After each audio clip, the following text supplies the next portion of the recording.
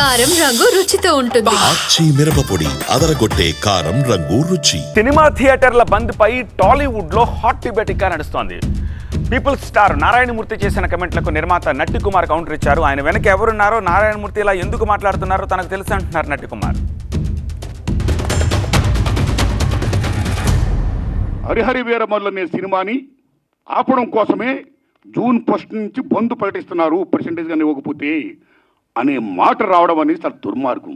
It's a trash. అది ఉట్టిది, అది correct కాదు. అందులో కుట్ర ఉంది. ఆ కుట్రదారులు ఎవరు తెలుసుకోవాలి. బంధు అనేది ప్రజాస్వామ్యంలో ఒక బ్రహ్మాస్త్రం.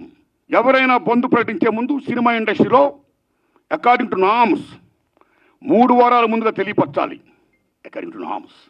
సో జూన్ 1 బంధు ప్రకటిస్తే ఒకవేళ జూన్ 12 అంటే 2 వారాలు కూడా కాదు కదా. ఏ రకంగా మీకు హరిహర మనకి అది వర్తింపు చేస్తుందండి? అది కరెక్ట్ కాదు. ఇండస్ట్రీ వారు వచ్చి గవర్నమెంట్ ఏర్పడ్డ వెంటనే వచ్చి పలకరించవచ్చు కదా, మర్యాద పూర్వక కలవచ్చు కదా అన్నారు. శభాష్, కలవాలి రాజులు, మీరు కలుస్తాం కానీ ఒక విజ్ఞప్తి చేస్తున్నాం. మీ మినిస్టర్లు కూడా అయిన వెంటనే ఇండస్ట్రీని పిలిచి రండి, మీకేం సమస్యలు ఉన్నాయి, నేనేం చేయాలి, మేమేం చేయాలి అని చెప్తే మేము కూడా ఎంత ఆనందపడేవాళ్ళం అండి. ఎగ్జిబిటర్లకి బ్రహ్మాస్త్రం ఇవి ఆ బంద్ అని అన్నాడు, తప్పులేదు. బ్రహ్మాస్త్రం 100% బ్రహ్మాస్త్రమే. కానీ బ్రహ్మాస్త్రం ఉంటప్పుడు 3 వారాలు నామ్స్ అని చెప్పారు. 45 days norms and exhibitors, not only 3 weeks. Chiranjeevi గారిని అవమానపరిచినప్పుడు ఆ రోజు ఈ ఆర్ నారాయణమూర్తి గారు ఏమయ్యారని అడుగుతున్నా.